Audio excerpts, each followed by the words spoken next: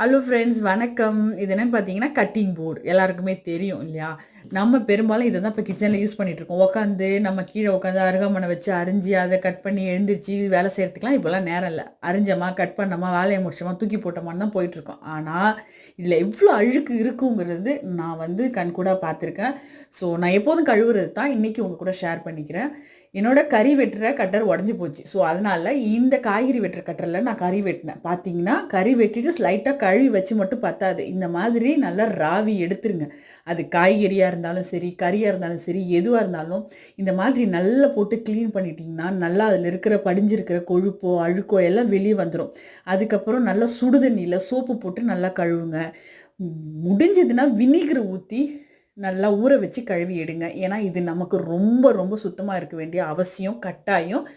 பிடிச்சிருந்தா ட்ரை பண்ணி பாருங்கள். தெரிஞ்சவங்க விட்டுடுங்க, தெரியாதவங்க ட்ரை பண்ணுங்கள். பாய்.